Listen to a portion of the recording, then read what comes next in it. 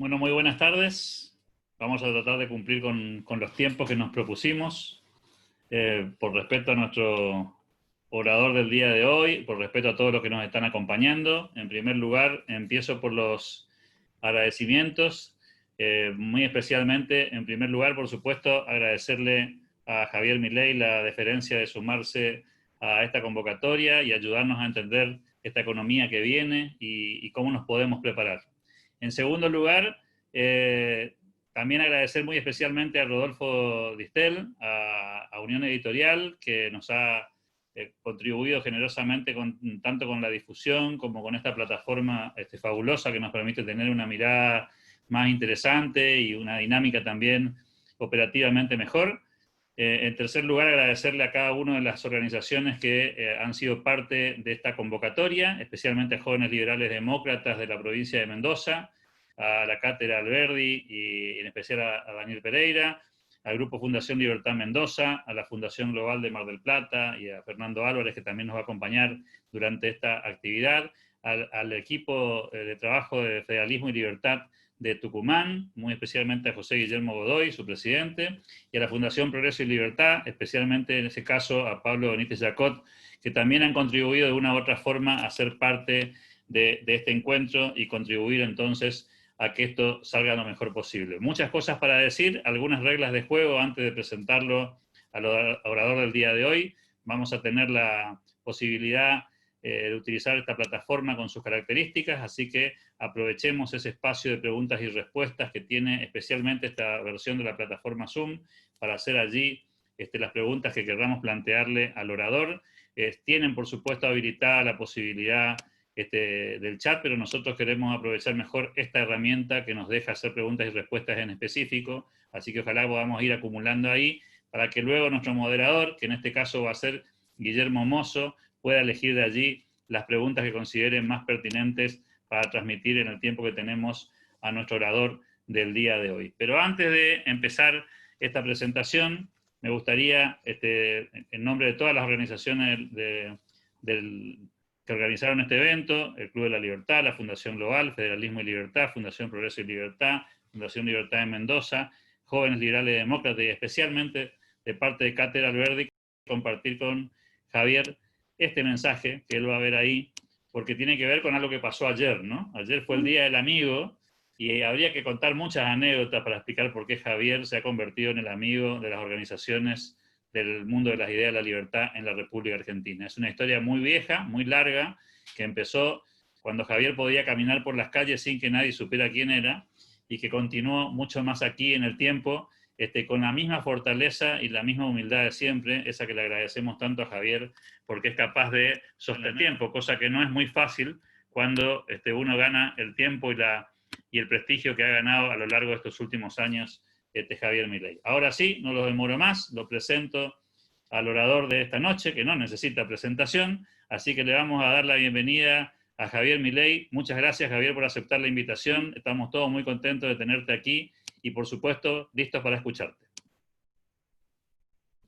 Te tenemos sin micrófono, Javier. Te tenemos sin micrófono.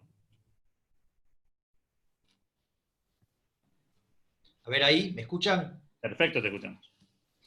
Bueno, en principio, hola Alberto, querido, para mí siempre es un gusto participar en todo evento en el cual, digamos, estés vos, digo, porque Alberto es de los que me conocen de cuando nadie me conocía.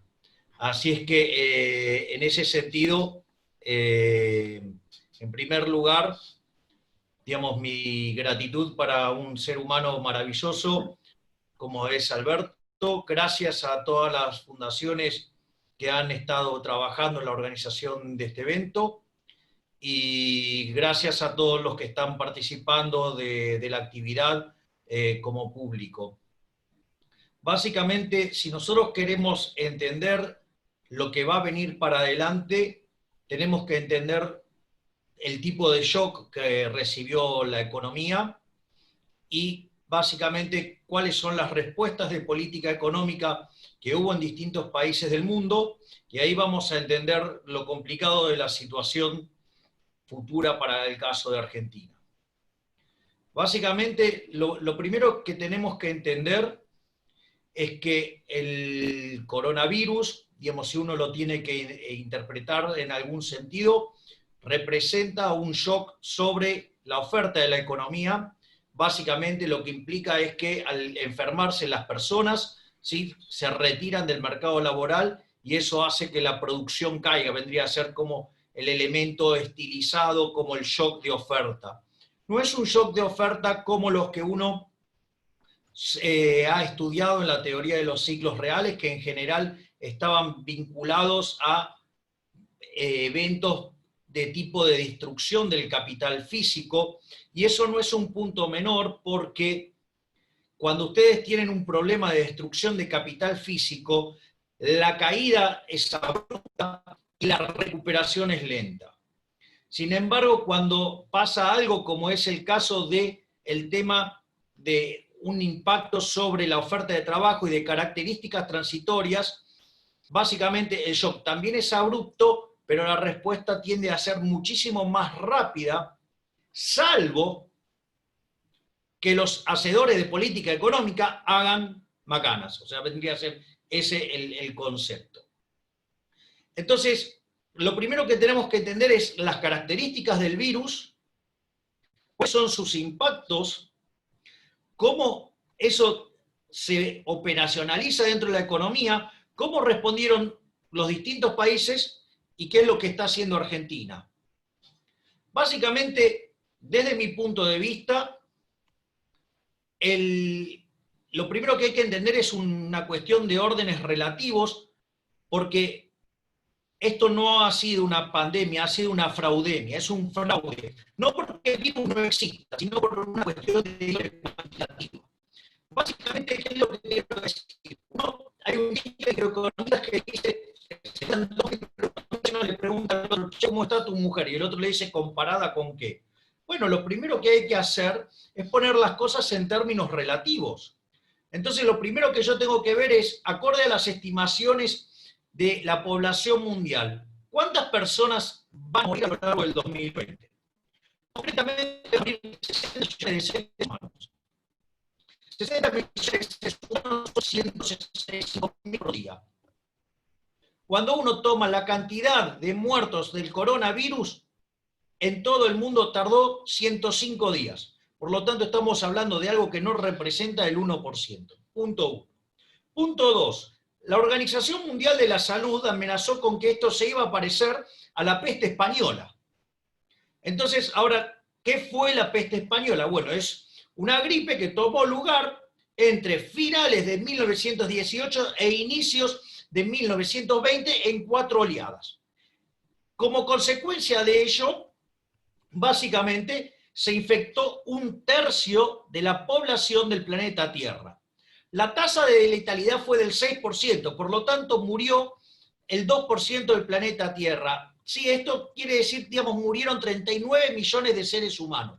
O sea, eso fue la peste española. Entonces, ¿qué significa la peste española en términos del año 2020? 1/3 de la población significa 2.600 millones de seres humanos infectados. Cuando uno mira el número recién hoy está en el orden de los 13 millones de infectados. ¿Qué significa en términos de letalidad? Implicaría que estarían muriendo en el mundo 160 millones de seres humanos. Hoy el virus apenas está cerca de las 600.000 personas. Es decir, que la Organización Mundial de la Salud cometió un error de casi 300 veces. Es decir, es un error grosero. ¿Y por qué, digamos, es importante tomar en cuenta esto? Porque el modelo de cuarentena impulsado por la Organización Mundial de la Salud, donde Argentina es el mejor alumno en términos de extensión de tiempo y en términos de profundidad del tipo de cuarentena cavernícola impulsado, digamos, lo que trató de hacer es hacer frente a un problema similar a lo que fue la peste española. Y eso se ve con claridad.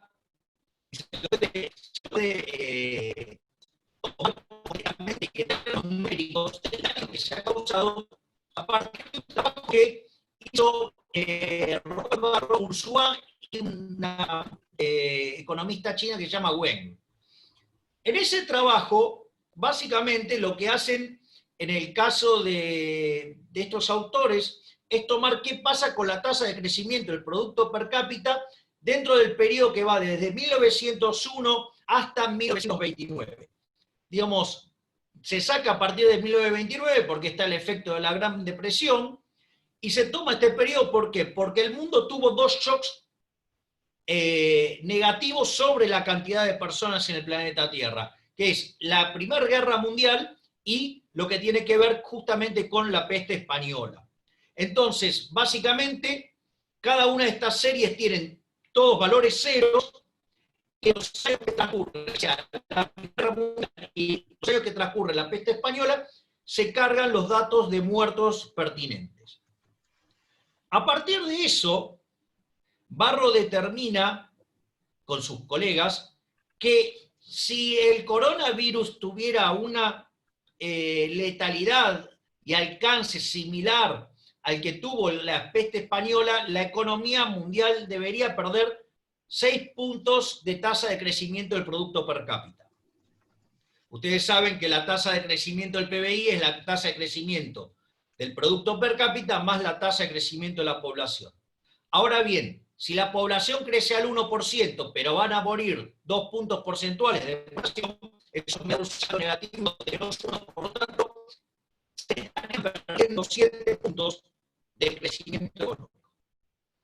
¿Por qué es importante esto? Porque cuando ustedes toman los trabajos que hace el Fondo Monetario Internacional, que lo hace con otra metodología, porque lo estima país por país, ustedes se encuentran que en enero del 2020, el World Economic Outlook esperaba que el mundo se expandiera en torno al 3%, 3,5%. Y básicamente, cuando viene el impacto del coronavirus, el Fondo Monetario Internacional ya en abril modifica sus estimaciones. Y utilizando una metodología distinta, llega a que el mundo va a caer 4%. Es decir, que se están perdiendo 7 puntos de tasa de crecimiento. Por lo tanto, lo que ustedes tienen es que estamos cayendo como si hubiera venido la peste española, pero con algo que tiene 300 veces menos mortalidad. Por lo tanto, lo que hay que explicarle al gobierno es que nos deje de mentir que el problema es la pandemia. El problema es la cuarentena. Porque la pandemia solamente explica el 0,5% de la caída del PBI. El 99,5% restante lo explica la cuarentena. Ese es el primer punto, o sea, entender que estamos en este problema a nivel mundial por culpa de los infectólogos que, digamos, yo creo que esto ha sido una suerte de bendición de Dios para los economistas, porque hay un chiste que dice que en realidad Dios inventó los economistas que hoy en día los pronósticos con sus errores de estimaciones. Pero parece que hay alguien que estima peor que los economistas y los infectólogos, le prefiero 300-1. Ese es el primer punto. El segundo punto es, bueno, ahora cómo se procesa este shock negativo. Tal como había mencionado, esto es un shock de oferta negativo, digamos que afecta transitoriamente a la cantidad de personas en el mercado laboral. Ya puede ser o porque están en cuarentenados o porque se murieron. O sea, el modelo de cuarentena tan brutal, impulsado por la Organización Mundial de la Salud, es como si se hubieran muerto, pero después vuelven. Ahora, el problema radica, vamos a hacer economía cerrada y después vamos a conocer economías abiertas y vamos a analizar distintos tipos de países. El primer punto es, si yo tengo una economía cerrada y a mí se me cae la cantidad de personas dentro del mercado laboral, eso genera una contracción de la oferta agregada. Es decir, que si yo mantengo el consumo en línea a lo que es el ingreso permanente, eso deriva en una caída del ahorro. Y esa caída del ahorro, si la inversión no se modifica, implica una suba en la tasa de interés. Al subir la tasa de interés, lo que pasa es que cae la demanda de dinero y entonces frente a ese exceso de oferta de dinero hay una presión sobre el nivel de precios. Eso es lo que pasaría básicamente en una economía cerrada, donde básicamente también ustedes tendrían que la contracción de la oferta de trabajo, ¿sí? Digamos, también tiene una caída en la demanda de trabajo. ¿Por qué? Porque la inversión va también hacia un nivel menor. Entonces, por el efecto de la mayor tasa de interés, porque no pueden producir. Por lo tanto, en principio, el salario... A ver, ¿ahí me escuchan? Ahí te escuchamos, Javi. Bueno, perdón. Nada más. Todo A, tuyo. a todos. Bueno, voy a reiniciar con la parte de la descripción del modelo de una economía cerrada. Cuando ustedes tienen el caso de una economía cerrada, la caída en la oferta de trabajo implica, digamos, una caída en el nivel de producción. Eso hace que se retraiga, dado el consumo determinado por el ingreso permanente. Eso hace que se contraiga el ahorro. Y si la inversión no cae, porque no hay un aumento sustancial del grado de aversión al riesgo como consecuencia de que se entiende que es un shock transitorio, eso genera que la tasa de interés suba. Al subir la tasa de interés, eso hace que caiga la demanda de dinero y eso genera, en el caso de una economía cerrada, que, digamos, el nivel de precios suba. Al mismo tiempo, también implica un aumento en la capacidad ociosa, básicamente porque no se está produciendo, y se genera, digamos, también una retracción en la demanda de trabajo como consecuencia, ¿sí?, de esta situación. Sin embargo, como no cambia la inversión en el largo plazo, lo que viene a ser que el criterio de largo plazo, ¿sí?, la caída de la demanda de trabajo va acompañado con la contracción de oferta, por ende el salario nominal en la economía no cae. Esto significa, digamos, que si bien hay una caída del salario real, no hay una caída del salario, digamos, nominal. Eso por un lado. ¿Me están siguiendo bien? ¿Se escucha bien? Perfectamente, Javier. Ok. No, porque me apareció una imagen fija tuya, Alberto. O sea, ahora, ¿qué sucede, por ejemplo, en el caso de que si uno considera una situación de una economía abierta, con libre entrada y salida de capitales? La suba en la tasa de interés hace que básicamente el retorno en el doméstico esté por encima de lo que es el equilibrio internacional. Eso generaría un ingreso de capitales, por lo tanto, la tasa de interés, digamos, no subiría porque ingresan los capitales y como consecuencia de ello, digamos, no cae la demanda de dinero y no habría inflación. Mientras que los efectos en actividad y lo que tiene que ver en la utilización de la capacidad de la planta están, digamos, básicamente iguales. O sea, y si ustedes tienen tipo de cambio flexible, la moneda se estaría apreciando. Ahora, ¿qué es lo que pasa cuando se da una situación de un aumento en el grado de aversión al riesgo? Es decir, si los agentes se asustan y se empiezan a desprender de los activos financieros empiezan a caer fuertemente y se produce algo que se llama efecto Tobin, que es que al caer el valor de mercado de los activos respecto al valor de reposición, se hunde la inversión.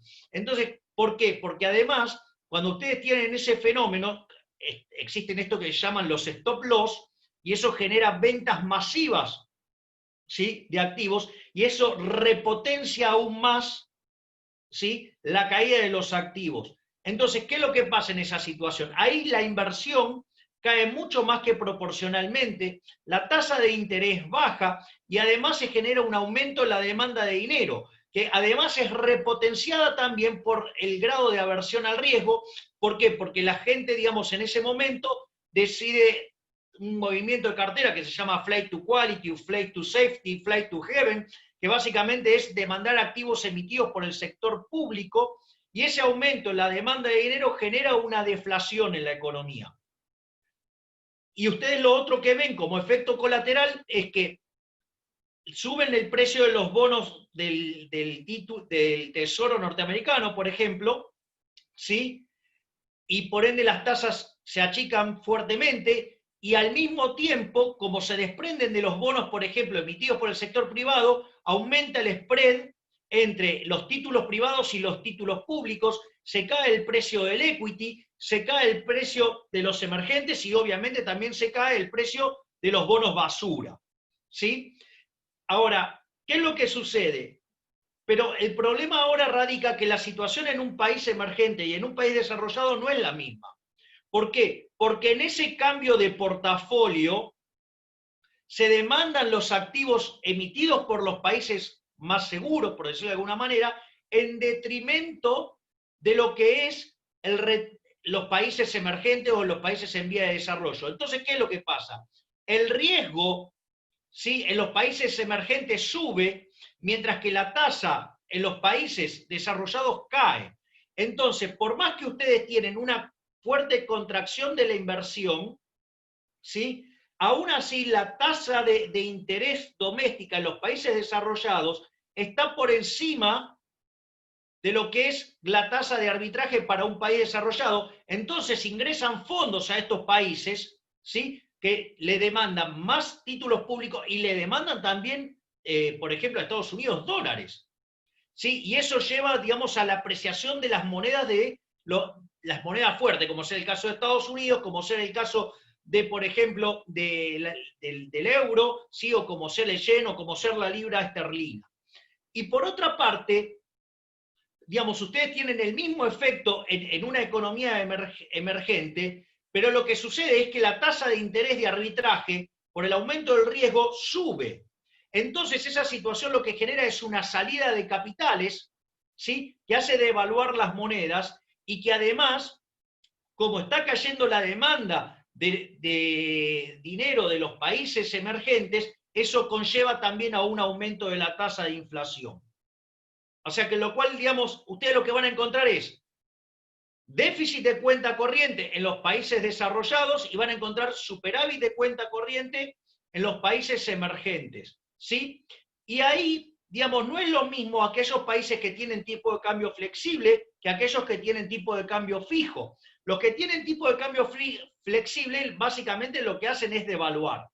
Ahora, es interesante porque no es lo mismo, por ejemplo, aún con tipo de cambio flexible, lo que pasó en el caso de Chile que lo que pasó en el caso, por ejemplo, de Brasil. A ver, Brasil venía teniendo una estrategia de tipo de cambio flexible, pero acumula reservas, o sea que interviene, es una flotación sucia. Mientras que en Chile, como consecuencia de años y años de estabilidad, digamos, no tenía reservas para hacer frente a esta situación. Entonces, por ejemplo, para mitigar la caída en la demanda de dinero, ¿sí?, y que eso no genere efectos inflacionarios, ¿qué es lo que hizo el Banco Central de Chile?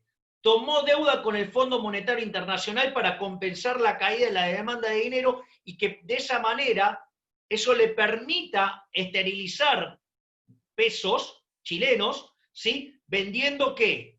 Dólares.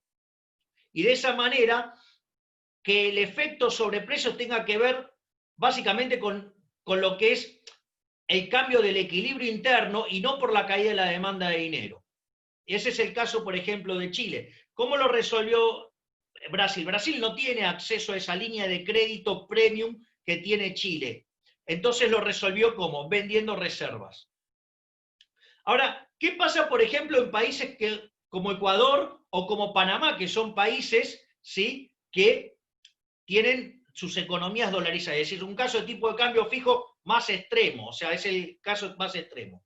Bueno, el problema, si bien las dos economías están dolarizadas, es muy distinto porque como Panamá lleva muchos años de esto y tiene, digamos, ya arreglos claros con Estados Unidos y tiene una historia sobre esto, ¿qué es lo que pasa?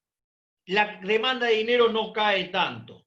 Entonces no se necesita tanta contracción de oferta para mantener lo que se llama la paridad de poder de compra, es decir, que el precio local sea igual al tipo de cambio multiplicado por los precios internacionales. Como no varía el tipo de cambio, entonces los precios tienen que ser los mismos. Entonces, digamos, ustedes necesitan que se contraiga la cantidad de dinero, ¿para qué? Para que justamente el nivel de precios sea el mismo, porque se contrae la oferta acorde a la caída de la demanda. Pero en el caso de Ecuador, como esa caída de la demanda de dinero es mucho más pronunciada por la historia que trae, ¿El resultado qué es? Es que tiene que tener una fuerte contracción de la cantidad de dinero. Y al producirse la contracción de la cantidad de dinero genera una caída en la demanda adicional, ¿sí? Que empuja a tener mayor, digamos, y si ustedes no tienen plena flexibilidad en el mercado laboral, aparece un gran desempleo. Ahora, eso es lo que tiene que ver con los países emergentes. Ahora, ¿cuál es la respuesta que tuvieron, por ejemplo, frente al shock los países desarrollados? Claro, como los países desarrollados se pueden endeudar y además le demandan dinero, por ejemplo, ¿qué hizo la Reserva Federal? La Reserva Federal, frente al brutal aumento en la demanda de dinero, ¿qué hizo? Bajó las tasas a los niveles del retorno de los títulos públicos. Y ahí expandió fuertemente la cantidad de dinero. De hecho, lo hizo por el equivalente de un PBI y medio de Argentina, en 2 días.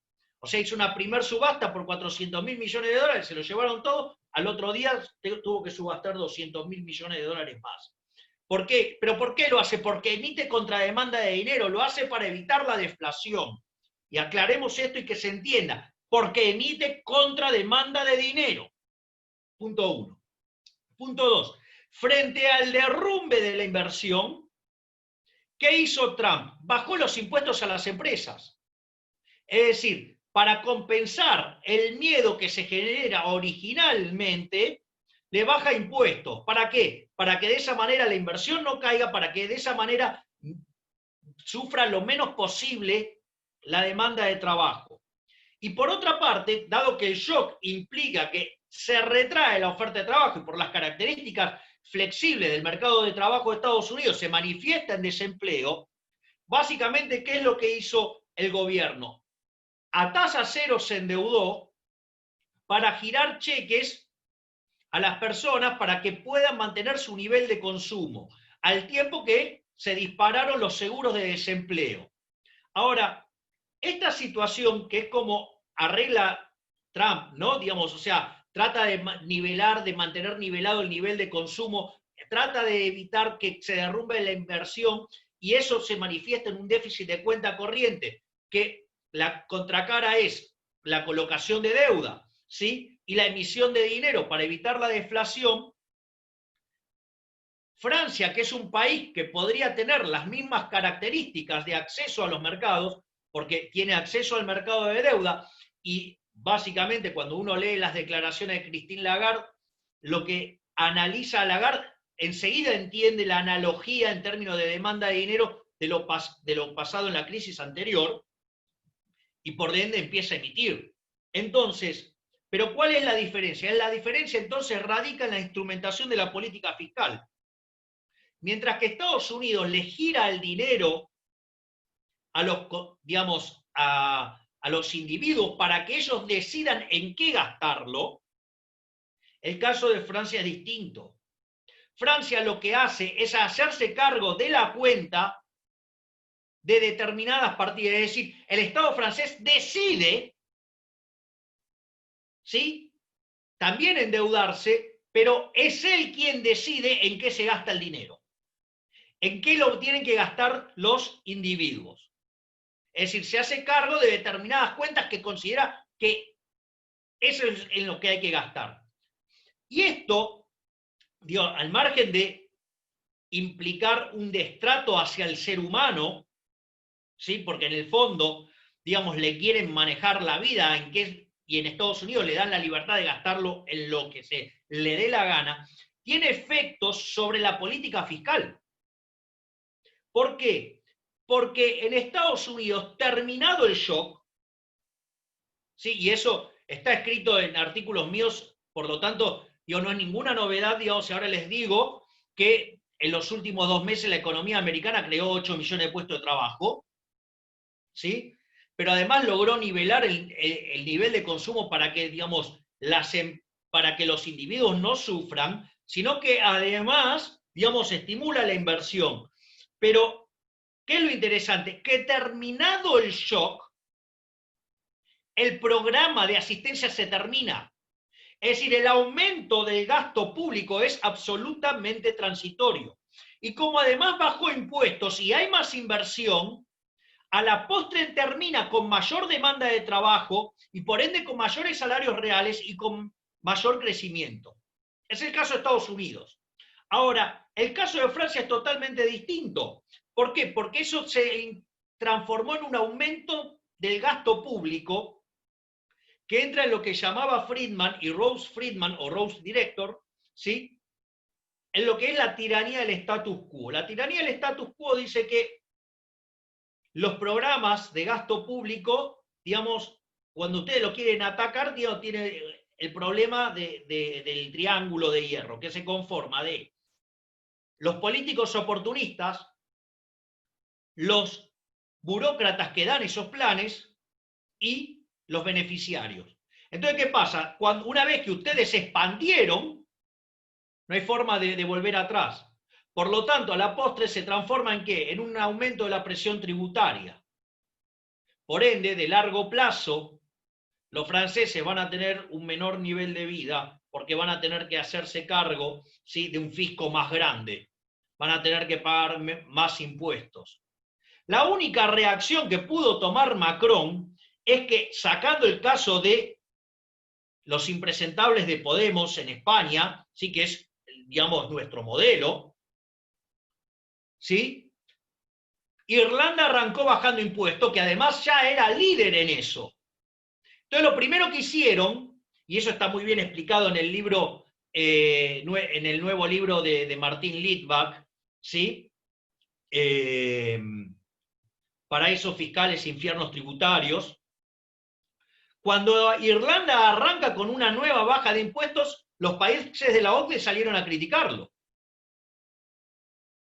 Pero después que se dieron cuenta que lo que verdaderamente funcionaba era la baja de impuestos, entonces ustedes lo que están viendo ahora en Europa es que todos están bajando los impuestos, ¿sí? Y el único, es más, hasta Francia ahora se sumó a eso, y el único que va en la dirección contraria, ¿quién es? España, ¿sí? Porque está gobernado por los socialistas. Entonces, socialistas y comunistas. Entonces, pero fíjense que no es trivial la forma en la cual respondió cada país al tipo de shock recibido. O sea, primero porque no tienen las mismas condiciones crediticias ni las mismas condiciones de demanda de dinero. Y por otra parte, no es lo mismo el tipo de política monetaria y fiscal que pueden hacer. Ahora bien, vayamos al caso argentino. Caso argentino es, ¿Argentina se puede endeudar? No. Argentina está en default. O sea, a ver, Argentina, si bien no tiene el default abierto, no quiere decir que no pueda pasar. Es decir, están dadas las condiciones legales para que cualquiera de los acreedores que han tenido una de las series que se han caído puedan ir a litigar a un tribunal en Nueva York. ¿Sí? Segundo, digamos, la negociación, si bien está cerca en términos de precios, o sea, después de que Guzmán hizo cerca de 8 o 9 propuestas finales, ¿sí? Hay un problema de índole legal. ¿Por qué? Porque básicamente las cláusulas que está buscando que tenga el arreglo Guzmán significa que los acreedores quedan absolutamente desprotegidos frente a un nuevo default de Argentina.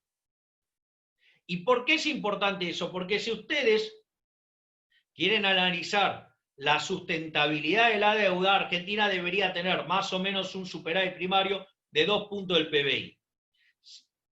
Si yo tomo lo que dejó el macrismo de superávit primario, fue negativo en 0.6 del PBI.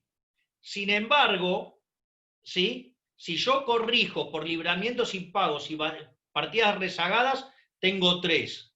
Si yo sumo el paquete fiscal que lleva a cabo el gobierno, más la caída del nivel de actividad, donde, por ejemplo, en estos 4 meses de cuarentena, la caída del PBI de esos 4 meses va a ser del orden del 22%. O sea, que Argentina ya de hecho acumula en 5 meses una caída de 11%, ya es una caída peor que la que tuvimos en el 2002. Entonces, en ese contexto, Argentina va a terminar teniendo un déficit primario bien medido de 10 puntos del PBI, y si no cambian los rezagos y los libramientos impagos, ¿sí? Va a ser 7,5. Además, otra cosa que ustedes lo pueden chequear, en los primeros 6 meses del año, la recaudación creció al 22%, el gasto público al 100%, y se acumula en el mejor semestre del año un déficit de 14.000 millones de dólares, equivalente a 14.000 millones de dólares.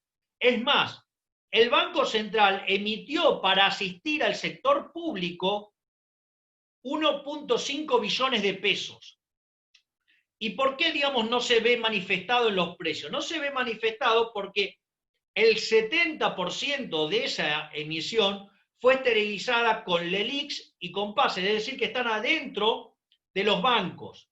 Entonces ahora miramos la base monetaria, estamos en torno de los 2.2 billones de pesos y las LELIQs más los PASES 2.3 billones. Es decir, que en un caso de pánico, la cantidad de dinero podría duplicarse en 28 días. Si a eso le sumamos todo el déficit fiscal que viene, es decir, tenemos una oleada monetaria. De hecho, dicen que, es más, están emitiendo a tal ritmo que dejaron de emitir de billetes de 100 pesos porque Evita salía despeinada. O sea, básicamente, estamos frente a un descalabro fiscal. ¿Por qué? Porque frente a una contracción de oferta, digamos, el gobierno responde con una expansión de la demanda financiada con emisión monetaria, un dinero que nadie quiere.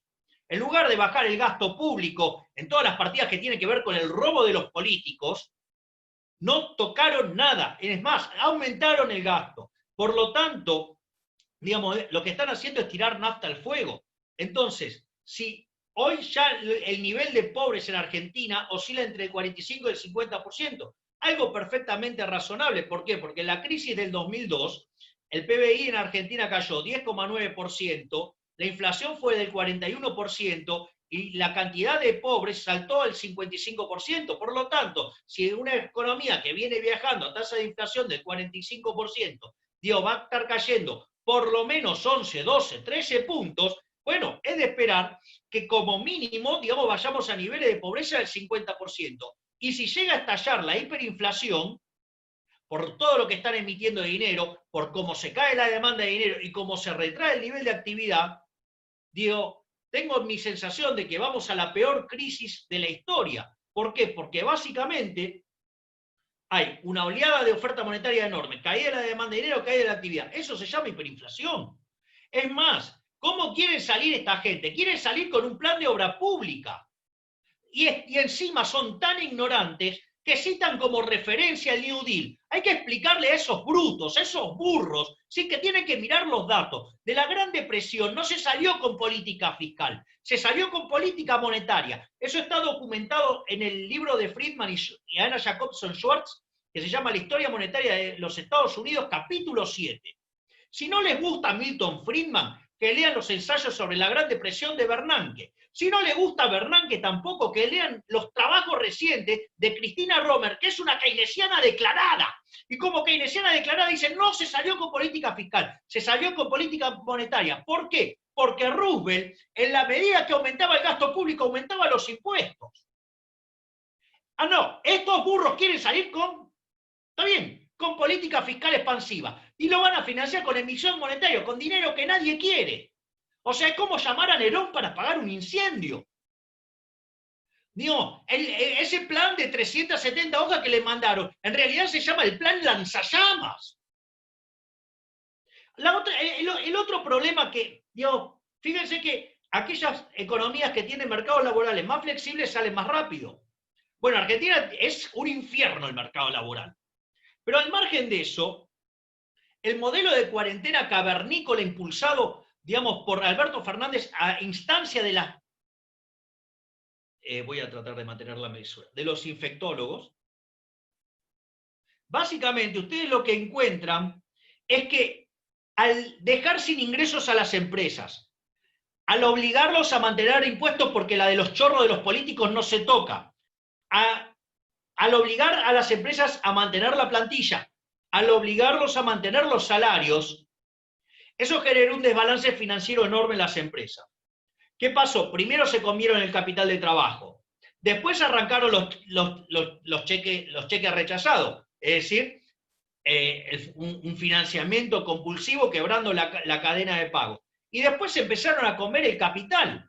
Ahora, ¿cuál es el problema? El problema es que cuando ustedes tuvieron parada la máquina 2 meses, no 4, 2 meses, es un problema. Ustedes ya necesitan ponerle plata para que vuelva a funcionar.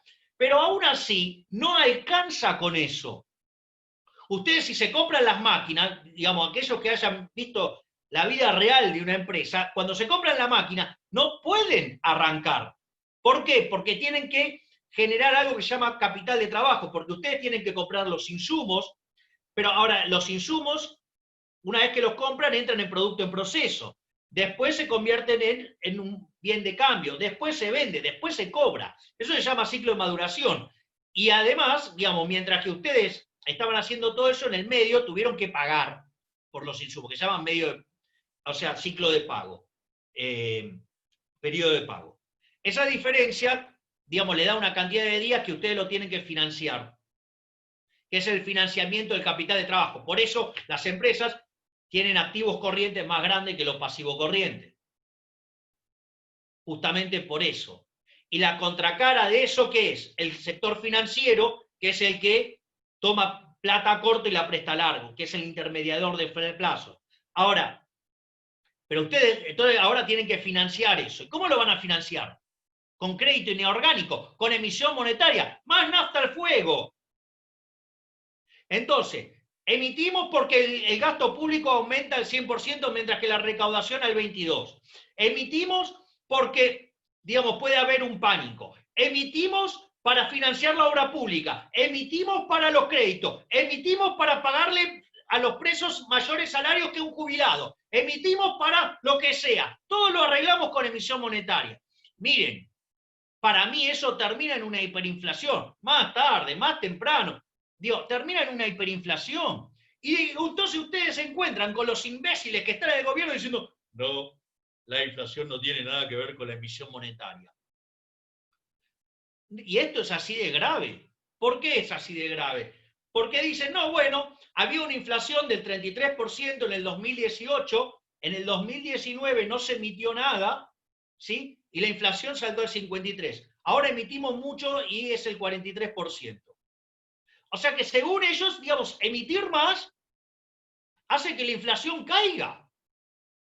Digo, no existe ningún manual del mundo que diga esa pelotudez. Van en contra de casi de 5.000 años de evidencia empírica. Es decir, es un disparate. Es decir, lo peor, digamos, son peores que monos. O sea, digamos, si tuviéramos monos en el Ministerio de Economía nos iría mejor. Ahora, y pido perdón a los monos. Ahora, entonces, y además son intelectualmente deshonestos porque, primero, nunca pudieron demostrar que hay inflación en una economía de trueque. Nunca pudieron pasar el tortazo de Virginia Gallardo al imbécil de Kicillof cuando le dijo, bueno, si no se genera inflación, digamos, o sea, haga cero los impuestos, financie todo el gasto con emisión monetaria. Todavía no contestaron eso, más que falacias ad hominem.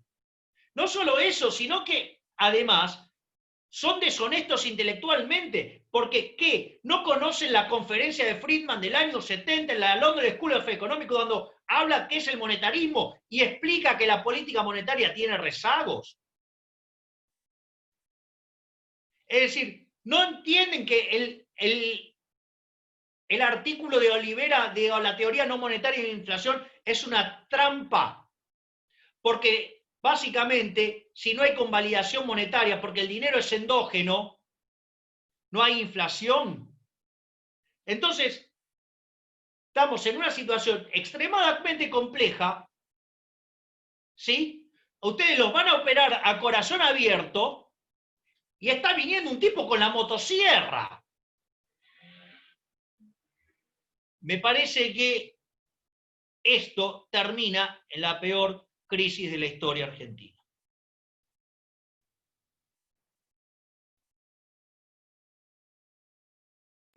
Javier, Brillante la presentación, me parece que va a ser tiempo de pregunta. Acá está mi amigo Guillermo Mozo haciendo malabarismo para ver cómo administran más de 100 y pico de preguntas que se hicieron en el área de preguntas. No te cuento lo que es el chat. El chat está inflamado, hay casi 1.200 personas que todavía están acompañándonos a pesar de los inconvenientes técnicos. Así que Guillermo Mozo, te cedo la palabra y arrancamos las preguntas con la mejor selección que podamos.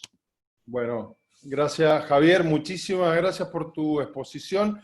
Mira, voy a tratar de resumir en 4 grandes ejes esta gran cantidad de preguntas que tenemos. El primero, hablemos de la situación y contexto internacional. Los otros días el presidente dijo una burrada realmente, y la viene repitiendo hace bastante, de que el capitalismo ha sido puesto de rodillas por un bichito que es el COVID-19, y hay muchos que se llenan la boca y babean hablando de que esto resetea el nuevo orden mundial y genera una crisis de la cual el capitalismo no se va a recuperar. Por un lado, tu reflexión sobre esa, que creo yo es una gran burrada, y segundo, ¿cómo crees que queda el panorama internacional de cara a las elecciones en Estados Unidos? ¿Qué curva le va a hacer ganar la elección o le va a determinar la elección a Trump? ¿La de muertos o la de la recesión? Esa para empezar.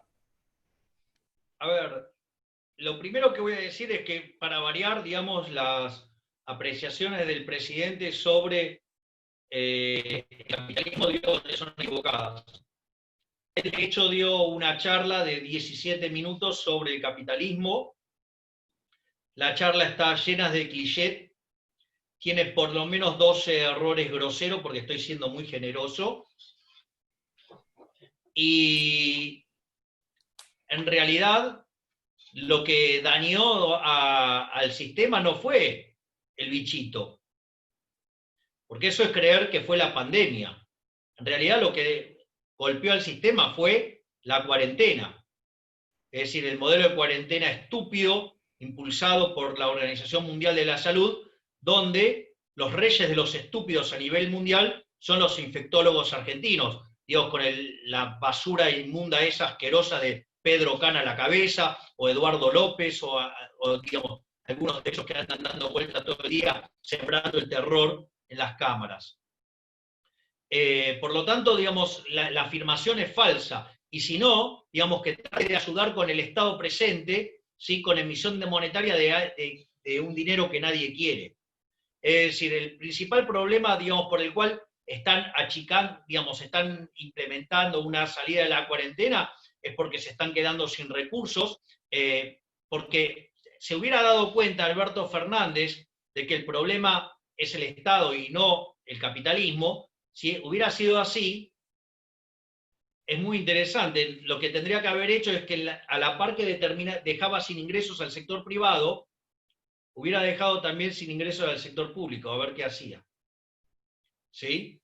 Entonces, como la economía de Robinson Crusoe. O sea, ustedes no pueden inmolar el consumo si antes no bajan los cocos.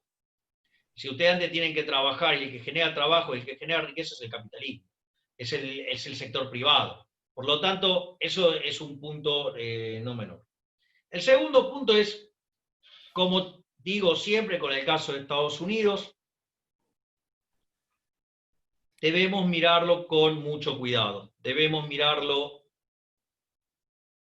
entendiendo la lógica de que, básicamente, salvo Fox y 12 medios chiquititos, el resto de todos los medios de Estados Unidos están en contra de Trump y tienden a poner la información de manera distorsionada. A ver, pido que no tratemos de entender la política de Estados Unidos, las cosas de Estados Unidos, en función de cómo las entienden los mugrosos de la izquierda o, digamos, los medios. A ver, lo voy a hacer por ejemplos concretos. En Argentina, la mugrosa izquierda, ¿sí?, fue a manifestarse en contra de Trump por una cuestión de racismo. Habría que contarles a los ignorantes y mugrosos zurdos que el problema ocurrió en Minnesota, que es un estado gobernado históricamente por los demócratas. Habría que contarle además que los que terminaron con la esclavitud en Estados Unidos fueron los republicanos. Y habría que contarles también que el Ku Klux Klan milita dentro del Partido Demócrata. Digo, como cuestión, digamos, no menor. Esa misma situación pasa con las descalificaciones que recibe el presidente de Estados Unidos por lo que ocurre en Nueva York. Les cuento que el estado de Nueva York es gobernado por los demócratas y que la ciudad de Nueva York, el alcalde de Nueva York, es demócrata. Es decir, en un país que es federal. Por lo tanto, digamos, si quieren, digamos, endilgarle los muertos a alguien, se los pueden endilgar a los amigos del sorete de Bernie Sanders y Biden. ¿Ok?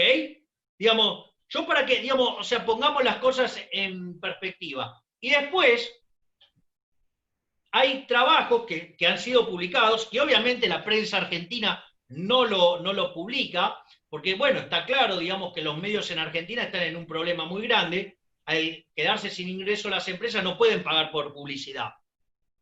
Y en realidad, si ustedes se fijan, hay cambios de anunciantes, que en realidad son empresas que reciben financiamiento del Estado para financiar a los medios. Entonces, ¿qué van a decir los medios? Y lo que quieren los políticos.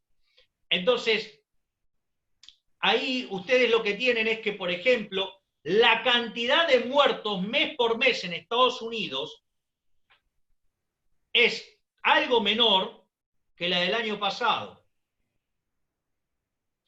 Es más, hay un trabajo que hizo Gustavo Segre, ¿sí?, que muestra lo mismo en Brasil. Y hay menos muertos este año que el año pasado.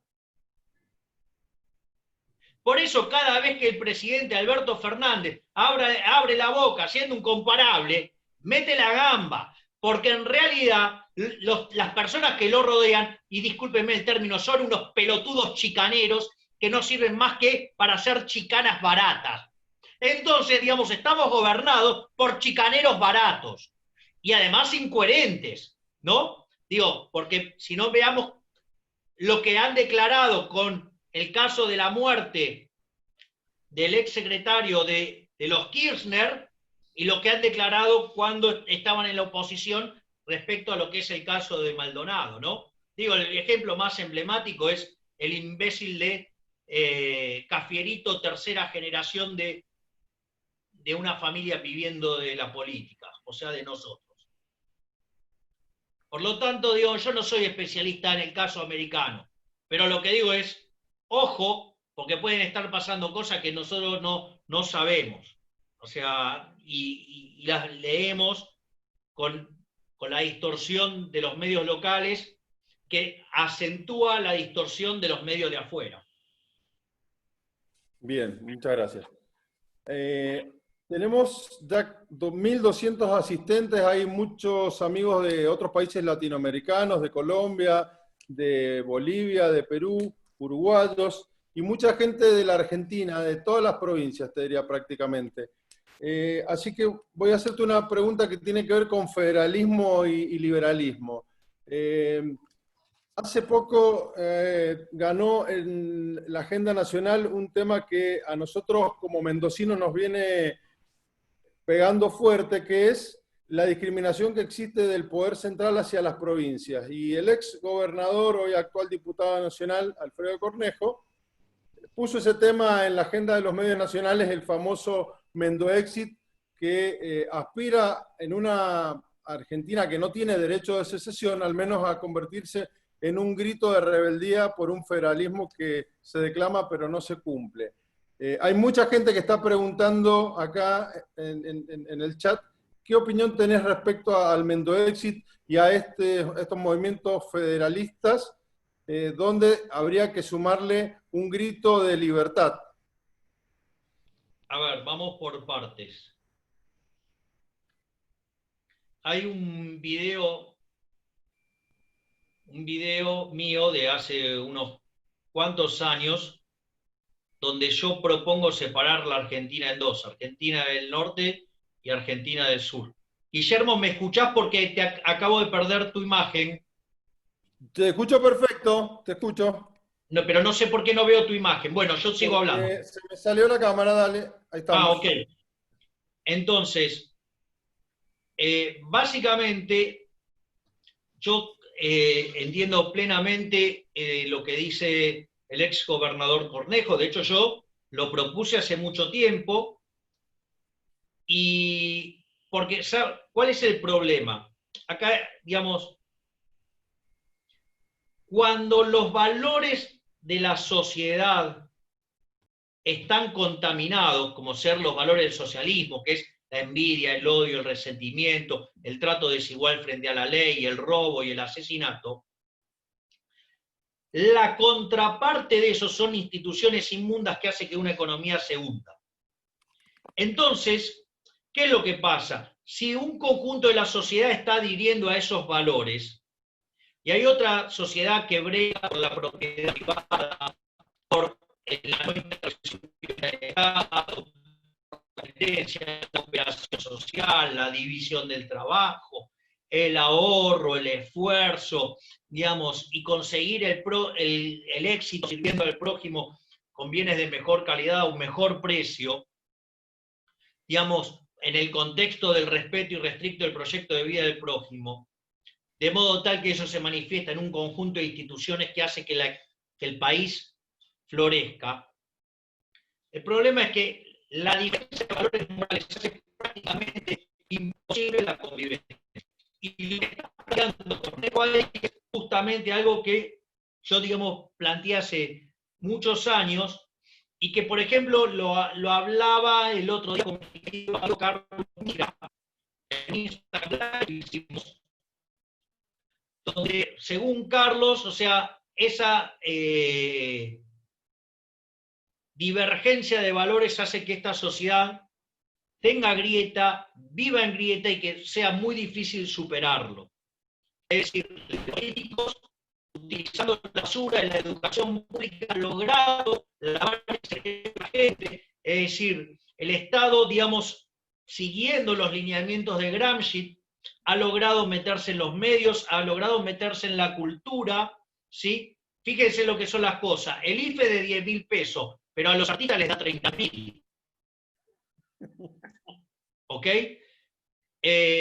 Y no solo eso, sino que además también se han metido en los medios de comunicación. Y eso, digamos, ha estado durante años lavando el cerebro de gran parte de los argentinos. Entonces, es increíble, y está bien pensado. ¿Por qué? Por los políticos. Porque en realidad hay un grupo de personas que odian a los creadores de riqueza, cuando en realidad a los que habría que odiar y los que habría que identificar como enemigos son los políticos, no, digamos, al que crea riqueza. Pero bueno, digamos, entonces, una alternativa es trabajar por eliminar el odio e identificar quién es el verdadero enemigo, y la otra es separar el país, porque además este año esa situación está profundizada. ¿Por qué? Porque el gobierno, al no haber enviado el presupuesto, ¿qué es lo que sucede? Trabaja con el presupuesto del año anterior, y como hay inflación, hay más recursos, y esos los maneja discrecionalmente el Poder Ejecutivo. Es decir, lo gasta Cafierito. Entonces, digo, es entendible, pero es más, el problema de la coparticipación argentina no se va a arreglar nunca. Porque en realidad el gran perdedor de la coparticipación es la provincia de Buenos Aires. La provincia de Buenos Aires aporta el 40% de la recaudación y se lleva el 28%. Es decir, que toda la nación está a Buenos Aires, con el verso de la igualdad. Entonces, y la solidaridad. Por eso también, digamos, en los feudos que hay en el interior del país, digamos, los políticos son tan ricos. Y casualmente, donde hay más Estado, hay más pobreza. Esa es la realidad. Entonces, acá ya no es un problema de federalismo, digo, no, es un problema de orden cultural. Entonces, digamos, por un lado, es la rebelión de Atlas. Es decir, habría que poner de un lado los que creemos en la libertad y del otro lado los parásitos. Vamos a ver qué pasa con los parásitos. Se mueren como ratas. Es decir, entonces, por eso es tan importante desde mi punto de vista continuar con la batalla electoral, cultural. Y obviamente no tiene que perder en paralelo la posibilidad de construir una alternativa electoral. Es decir, con la batalla cultural sola no alcanza. O sea, hay que dar la batalla cultural, pero al mismo tiempo hay que tratar de buscar alternativas electorales. Y en eso, digo, yo estoy muy contento porque hay mucha gente trabajando en eso. Digo, por ejemplo, el Partido Demócrata, digamos que está encabezado por Carlos Walter. Estoy muy contento por el trabajo enorme que está haciendo mi queridísimo amigo Agustín Echevarría. La vuelta al ruedo de esa persona que yo tanto quiero, que tanto aprecio, que tanto afecto le tengo y tanto respeto intelectual le tengo, que es el estimadísimo Ricardo López Murphy, ¿sí? Digamos, con la vuelta de Recrear, el trabajo de los chicos del Partido Libertario, digo, también, digamos, la gente de un lado al entonces, digo, digamos, a ver si, digamos, vuelven al redil los amigos de la UCD, el trabajo que hace José Luis Espert. Entonces, creo que se está formando una masa crítica para no solo estar dando la batalla en el plano cultural, sino también en el plano electoral. Bien, retomando esto último que acabas de decir, cuando se hizo el corte mencionaba la situación actual, que antes cuando militábamos en los 80 y en la universidad era una rareza tener un liberal opinando en los medios, y la tarea que haces vos con tantos otros colegas tuyos, la verdad que nos reconforta y además es formativo de muchas generaciones y muchos jóvenes que están hoy militando y sobre todo defendiendo la idea de la libertad. Creo que hay que llevarlo también al plano de la militancia universitaria, que en su momento tuvimos esa expresión y es un semillero importante. Así que agradezco mucho tu labor formativa defendiendo la idea de la libertad. Se nos va a... Sí. A ver, pero quiero aclarar algo. Los que hoy estamos dando esta pelea, no salimos de un repollo. O sea, yo puedo estar dando la pelea como la dan otros, porque hay gente que labura atrás. Es decir, si hay algo por lo cual yo le tengo un afecto enorme a quien me presentó, que es Alberto Medina Méndez, es por el trabajo que hace, por ejemplo, enorme desde el Club de la Libertad, o el trabajo enorme que hace José Guillermo Godoy, ¿sí? Digamos, desde Federalismo y Libertad, o el trabajo enorme, ¿sí? Que también la gente de la Fundación Naumann, o el trabajo enorme que hace Libertad y Progreso, y todas las fundaciones, o sea, la Fundación Libertad, hay mucha gente que le brindó espacios a los liberales antes de que tuviéramos cámara. Y ese trabajo es enorme. Es más, probablemente uno de los trabajos más importantes y más silenciosos y quizás menos reconocido es el trabajo enorme que hace Guillermo, discúlpame, ¿por qué? Porque es el que se encarga de conseguirnos bibliografía. Digamos, trayendo libros de Editorial Unión. O sea, entonces, ojo con quedarse solo en las caras, sino que hay un montón de gente que está laburando y que se está rompiendo el lomo y lo hace de modo casi anónimo. Y son tan o más importantes que los que estamos poniendo la cara. Muchas gracias por esa mención y nuevamente un agradecimiento a Rodolfo Distel por habernos proporcionado esta oportunidad de estar charlando con vos.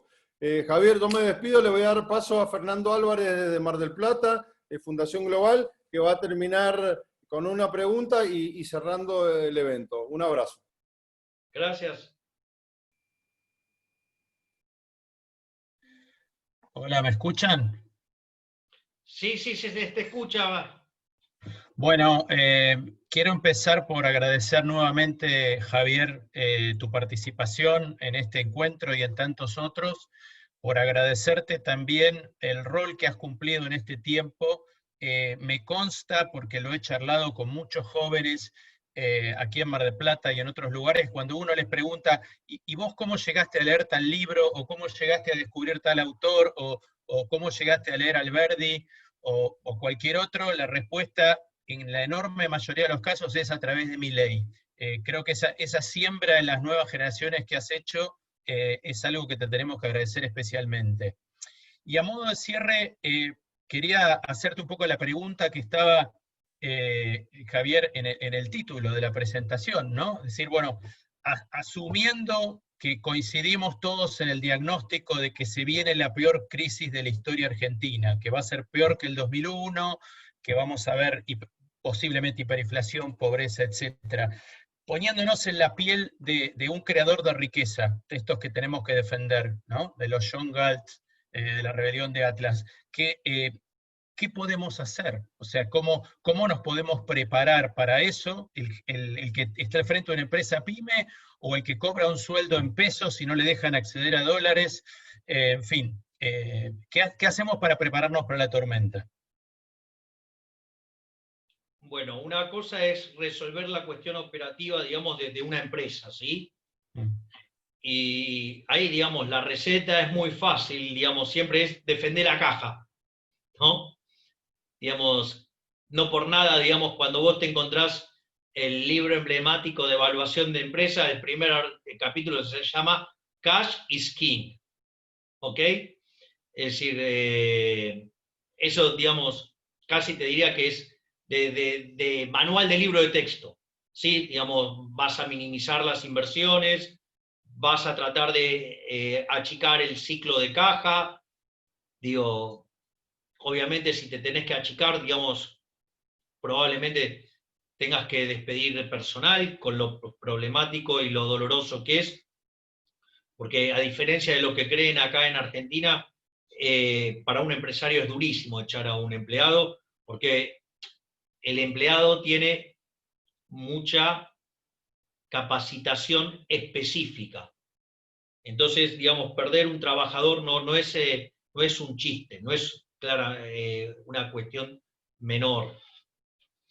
Y después, o sea, en lo cultural, diría casi digo, ¿qué hizo Jesucristo? Mandó a sus discípulos de dos en dos para que hablaran y llevaran el mensaje. Bueno, digamos, copiemos ese ejemplo, es un ejemplo exitoso. Digamos, digo, el cristianismo, digamos, o sea, es una de las religiones más importantes del mundo, así que digamos, quiere decir que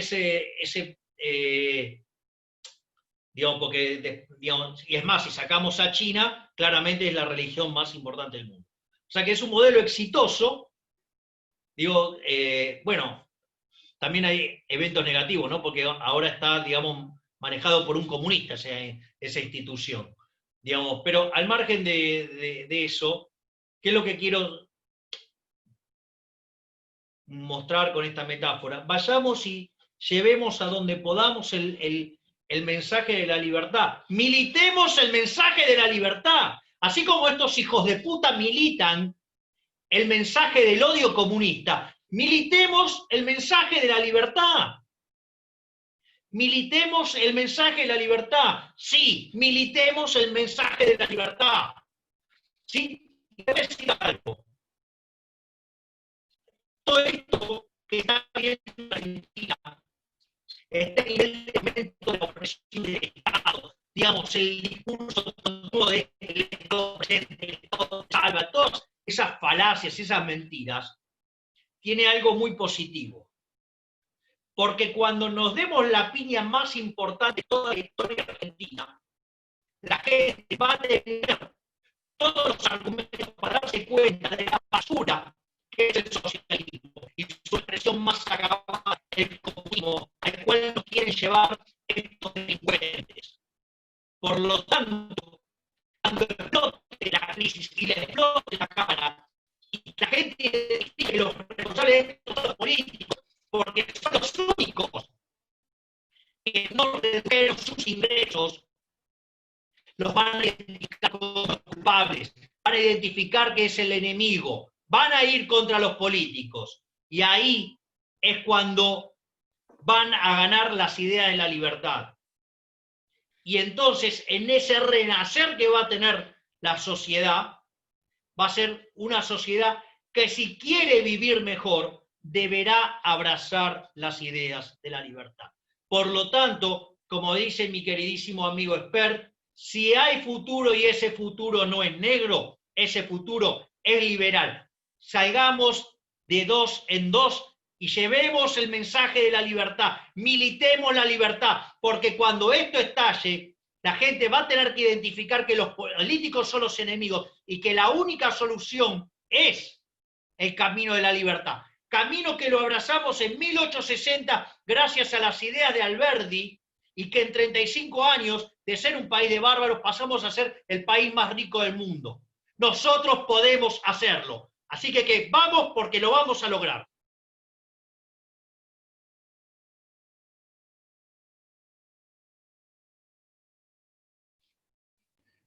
Muchas gracias, Javier. Gracias a vos. Aplauso gigante a la distancia y agradecido por toda tu generosidad de siempre. Saludo a toda la gente que nos acompañó. Felicitaciones a Fernando, a Guillermo, a Daniel, a José Guillermo, a todos los que nos acompañaron como organizadores. Y hasta muy prontito, Javi. Una más. Y agradezcamos a mi hermana que laburó como loca para volver a restablecer las conexiones. Un aplauso para Karina y otro para Rodolfo Distel. Claro. Hasta pronto. Chao, chao. ¡Viva la libertad!